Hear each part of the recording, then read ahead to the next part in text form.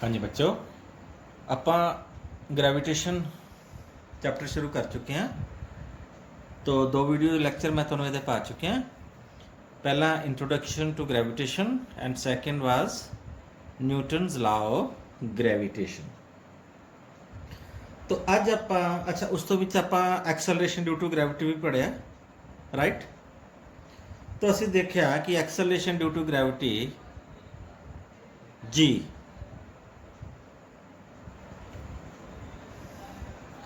Formula है दा G M upon R square. Capital G क्या है? Universal gravitation constant. Capital M है mass of the earth and capital R क्या है? Radius of the earth. जो सब कांस्टेंट है means universal gravitational constant, capital mass of the earth and radius of the earth change होने वाला नहीं। तो स्मॉल जी क्या है? कांस्टेंट है जिसकी वैल्यू कितनी होती है 9.8 मीटर पर सैकेंड स्क्वायर। मीन्स धरती हर एक बॉडीज ਨੂੰ 9.8 मीटर पर सैकेंड स्क्वायर ਦੀ ਐਕਸੈਲਰੇਸ਼ਨ ਨਾਲ ਆਪਣੇ ਵੱਲ ਨੂੰ ਖਿੱਚਦੀ ਹੈ, ਚਾਹੇ ਉਹ ਚੂਹਾ ਹੋਵੇ ਤੇ ਚਾਹੇ ਉਹ ਹਾਥੀ ਹੋਵੇ। Means acceleration due to gravity is independent of the mass of the body. Acceleration due to gravity depends upon the mass of the earth, but it is independent of the mass of the body. तो हर चीज़ ਨੂੰ ਇਹ 9.8 metre पर second square ਨਾਲ ਖਿੱਚਦੀ ਹੈ। तो g ਦੀ value 9.8 ਕਿੱਥੇ ਹੈ? ਆਪਾਂ ਕੀ ਕਹਿੰਦੇ ਆ, the value is ਕਿੱਥੇ ਹੈ? ਇਹ at mean sea level। ਹੁਣ ਸੀ ਦਾ ਜਿਹੜਾ ਲੈਵਲ ਹੈ ਜਿੱਥੇ ਸਮੁੰਦਰ ਧਰਤੀ ਨਾਲ ਮਿਲਦਾ ਹੈ ਉਹਦਾ ਲੈਵਲ ਦਾ ਵੀ ਮੀਨ ਕੱਢ ਲਈਏ, ਕਿਉਂਕਿ ਲੈਵਲ ਕਿਤੇ ਹਾਈ ਜਵਾਰ ਭਾਟਾ ਆਉਂਦਾ ਹੈ, ਹਾਈ ਮਤਲਬ ਹਾਈ ਲੈਵਲ ਹੋ ਜਾਂਦਾ ਤੇ ਕਿਤੇ ਲੋ ਲੈਵਲ ਹੋ ਜਾਂਦਾ।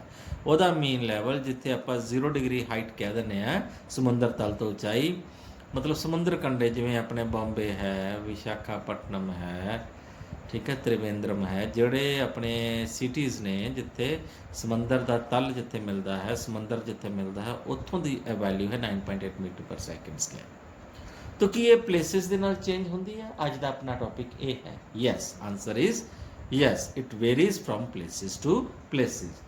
तो what are the factors on which acceleration due to gravity? ये अपना आज का टॉपिक है, let's discuss it। तो टॉपिक है variation of acceleration due to gravity.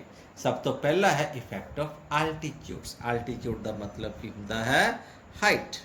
मीनस असी जिमें ऊंचाई ते आने हाँ, means acceleration due to gravity समंदर तल दे उत्ते जिथे समंदर मिलता है उत्थे 9.8 है। जे असी प्लेन्स वाल आ जाइए, पंजाब च आ जाइए तो हाइट वध गई, 200-300 मीटर, 300-350 मीटर हाइट ते आ गए हैं। मीनस थल्ले ਨੂੰ ਢਲਾਣ ਹੈ, ਬੰਬੇ ਵੱਲ ਨੂੰ ਢਲਾਣ ਹੈ, ਜਿਵੇਂ ਆਪਾਂ ਉੱਪਰ ਨੂੰ ਆਉਂਦੇ ਆ ਆਲਟੀਟਿਊਡ ਵਧੀ ਜਾਂਦਾ ਹਾਈਟ। तो ਕੀ ਐਕਸੈਲਰੇਸ਼ਨ ਡਿਊ ਟੂ ਗ੍ਰੈਵਿਟੀ ਉੱਥੇ ਵੱਧ ਜਾਏਗੀ ਕਿ ਘਟ ਜਾਏਗੀ, ਜਾਂ ਆਪਾਂ ਅਗਾਂਹ ਨੂੰ ਚਲੇ ਜਾਈਏ, ਪਹਾੜਾਂ ਨੂੰ ਚਲੇ ਜਾਈਏ, ਮਾਊਂਟ ਐਵਰੈਸਟ ਤੇ ਚਲੇ ਜਾਈਏ। ਲੈਟ ਅਸ ਸੀ ਕਿ ਆਲਟੀਟਿਊਡਸ ਨਾਲ ਐਕਸੈਲਰੇਸ਼ਨ ਡਿਊ ਟੂ ਗ੍ਰੈਵਿਟੀ ਕੀ ਹੁੰਦੀ ਹੈ। तो बच्चों ये मैं अर्थ बनाई हुई है, right. Let capital M is the mass of the earth and capital R क्या है? Radius of earth, and A is a point on the surface of earth. तो acceleration due to gravity at the point A which is equal to capital G capital M upon R square. ना असी पता करना चाहते हैं at the point B at some height, means mean sea level तो असी थोड़ा उत्ते आ गए एट द आल्टीट्यूड्स।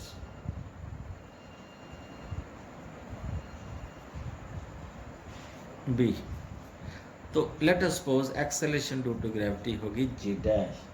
तो फार्मूला क्या बन जाएगा? G M upon R plus H the whole square, H is the height. तो नो डाउट इतों क्लीयर है कि G dash will be less than G, कि जिमें जिमें ऊंचाई ते जावांगे क्योंकि इनवर्सली प्रोपोर्शन टू रेडियस है, डिस्टेंस बढ़ गया तो जी की वैल्यू कट जाएगी, है ना। तो let's find the expression for that. तो dividing this two equations, dividing 2 by 1,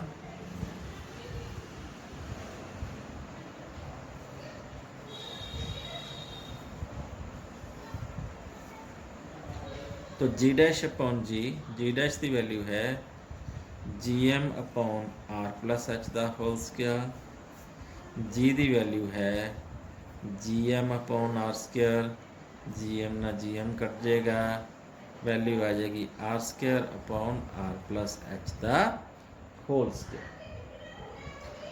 ਅਸੀਂ थलों R कॉमन ले सकते हैं, ऊपर है R स्क्वायर, थलों जो ब्रैकेट चो R कॉमन करते हैं तो R स्क्वायर बाहर आएगा, 1 plus H upon R raised the whole square, R square ना R स्क्वायर कटिया गया, मैं लिख सकता 1 upon H plus R raised to power -2। Okay, now if H is very much less than S compared to R, R है बच्चों radius of the अर्थ लगभग होंगी है 6400 किलोमीटर, हाइट कितनी होंगी है ऊंचाई तो ऊंचाई, मैं 200-300 मीटर की गल कर रहा हूँ, जो तुसी माउंट एवरेस्ट के विच चढ़ जाओगे तो 8.8 किलोमीटर है, फिर भी H is I can say very much less than S compare to R. 6400 kilometre के कंपैरेटिवली तो माउंट एवरेस्ट की जी ऊंचाई है वह भी कुछ नहीं है, वो भी नेगलिजिबल है। तो we can say expanding बायनोमियली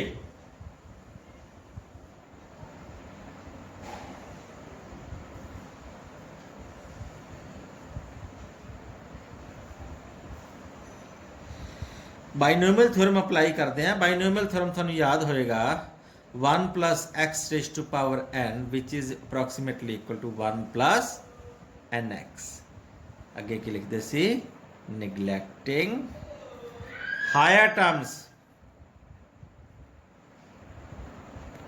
of x, तो जी डैश अपॉन जी क्या आ जाएगा 1 प्लस एन एक्स, एन अपने को हो जाएगा -2 means 1 minus of 2 H upon R, ठीक है ना। तो जी डैश की वैल्यू बच्चों G into 1 minus 2 H upon R, ये एक्सप्रेशन बन गया acceleration due to gravity at an altitudes. Clearly G dash is less than g। तो one thing is sure कि acceleration due to gravity decreases with the height। I can write acceleration due to gravity decreases with the height। ठीक है जी। तो जिमें जिमें आप ऊंचाई वाल जावांगे acceleration due to gravity decrease कर दिया। बेटा याद रखियो this is very important topic. इस चैप्टर दे विचों मेन काम है तो सौखी जी है डेरीवेशन, कोई इन्नी औखी नहीं। हाँ जी, सैकेंड पार्ट इहदा है, सैकेंड इफेक्ट है B effect of depth. Height वाला केस असीं देखिया सी, जिमें जिमें ऊंचाई नूं जाने आ इनवर्सली प्रोपोर्शनल टू आर दे करके G घटदा।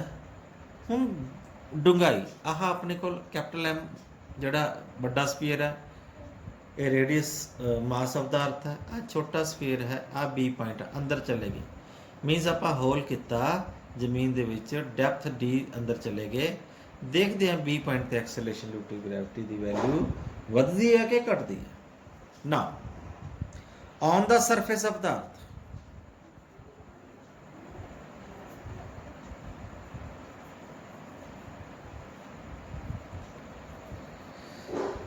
on the surface of earth acceleration due to gravity at a g is equal to gm upon r square, we know। let if rho is the density of the earth, suppose assume the earth is made up of uniform materials of density, then mass is equal to volume into density। the volume of the sphere is 4/3 pi r cube into rho। Volume आ गया ना।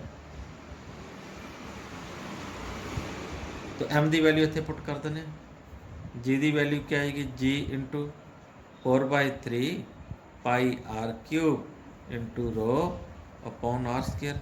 थले R square है, उपर are cube है, कटिया जाएगा, अपने को कार रह जाएगा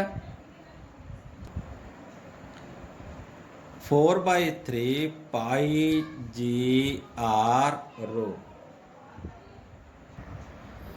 तो वैल्यू ऑफ जी आ गई 4/3 पाई G capital R into rho. Okay, तो what is the value of G at the point B, at the depth b, p point पे वैल्यू क्या हो जाएगी, g डैश 4/3 पाई g। तो रेडियस की थां ते लिखांगे ਆਪਾਂ r माइनस डी, क्योंकि पहला रेडियस r सी ना, हुण r रेडियस कितना सेंटर तो डिस्टेंस रह गया r minus D, right, into rho, rho तो सेम ही है। Give this equation number 1, equation number 2। Now dividing equation 2 by 1, G dash upon G 4/3 pi G R minus T into rho upon 4/3 pi G R into rho. 4/3 pi G 4/3 pi G कटिया गया, रो कटिया गया, तो value क्या रह गई अपने कोल, R minus T upon R means 1 minus D upon R. तो जी डैश की वैल्यू क्या रहेगी, जी इंटू 1 माइनस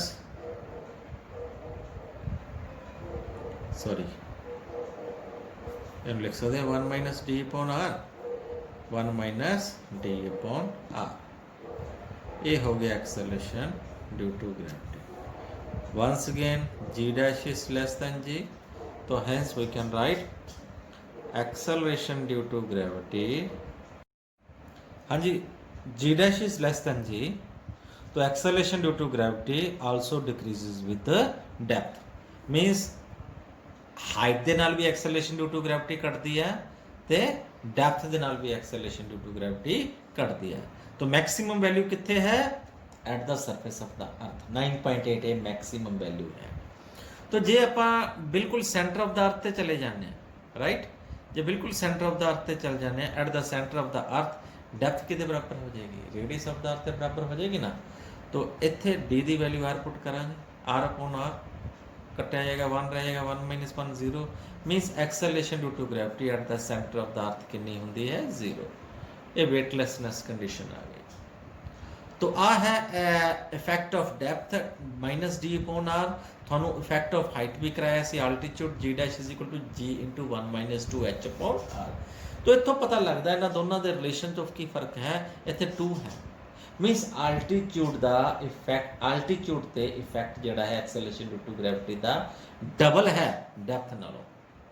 कहने तो मतलब है कि जिन्ना acceleration due to gravity 100 metre से जिन्नी होएगी ना, तो आल्टीट्यूड ते हाइट ते 50 मीटर से जाओगे ना, डबल इफेक्ट हो जाता है। तो 50 मीटर से जाओगे उन्नी थानू एक्सेलरेशन ड्यू टू ग्रेविटी मिलेगी। ठीक है जी, ये सी अपने कोल दूजा case of effect of depth. तीजा केस है अपने कोल that is effect of shape. बच्चों शेप जिहड़ी है अर्थ की, ये भी मेजर रोल प्ले करती है। जिवें शेप है, धरती एक्चुअली प्योर स्फीयर नहीं होंदी, थानू डायग्राम च दिखाया गया है। अपने इक्वेटर के आले दुआले घूमन दे करके यह ब्लजिज एट द इक्वेटर, मीनस बाहर नूं निकलिया हुआ एंड फ्लैटेंड एट द पोल, मतलब उतों चपटी इतों बाहर नहीं, ये करके equatorial radius is more than the polar radius. Equatorial radius is more than polar radius, always equator का जो रेडियस है लगभग 21 किलोमीटर का फर्क है, राइट। तो एक्सेलरेशन ड्यू टू ग्रेविटी का फार्मूला थानू बच्चों दस्सिया ही सी क्या होंदा है, ठीक है ना, acceleration due to gravity g is equal to G M upon R square. तो g is inversely proportional to R square, right. तो if equatorial radius is more than the polar radius, तो क्योंकि इनवर्सली प्रोपोर्शनल है तो I can write equatorial acceleration due to gravity at equator will be less than acceleration due to gravity due to pole। Okay, लगभग बच्चों 21 kilometre का फर्क होने करके ये जो डिफरेंस है डेल्टा जी पी माइनस आप लिख सकते हैं जी ई कि बराबर हो जाएगा 1.80 का सेंटीमीटर पर सैकेंड स्क्वायर होगा। ये मैं सी जी एस लिखा तो मैं 9.8 दसिया सी ना जी की वैल्यू मीटर पर सैकेंड, तो सी जी एस यह वैल्यू कितनी होंगी है 980 सेंटीमीटर पर सैकेंड स्क्वायर। तो 980 सेंटीमीटर के कंपैरेटिवली 1.80 सेंटीमीटर पर सैकेंड स्क्वायर का ही फर्क होता है। ठीक है बच्चों, तो ये सी इफैक्ट्स, 2-3 इफैक्ट्स कराते, एक रह गया वो चलो इफैक्ट ऑफ अल्टीट्यूड, चलो भी थोड़ा करा ही देने है ना, डेरिवेशन मैं नहीं करवाता वो, तो वैल्यू मैं लिख देना क्योंकि डेरिवेशन नहीं आती होंगी एग्जाम च। Effect of latitude,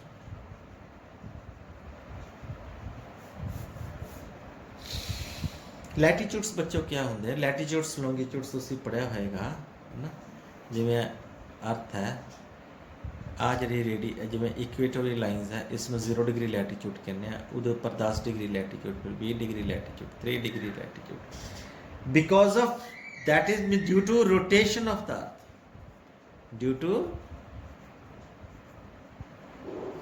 rotation of the earth. धरती घूमती है, धरती घूमन के करके इतने सेंट्रीफ्यूगल फोर्स बाहर में लगेगी। सपोज समवेयर इतने पी पॉइंट है, इतने आप पता करना तो केड़ी केड़ी फोर्स लग रही है बच्चों। एक तो आह लैटीट्यूड एंगल है, आह वाला लैम्डा, तो वेट अदम लग रहा है दैट इज एम जी। तो सेंट्रीफ्यूगल फोर्स बाहर लग रही है एम आर ओमेगा स्क्वायर।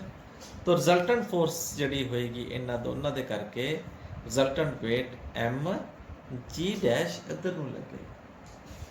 तो डेरिवेशन तो नहीं मैं करवाता, तो उहदे बाद सीधा रिजल्ट लिख देना, acceleration due to gravity due to rotation G dash is equal to G minus R omega square into cos square lambda.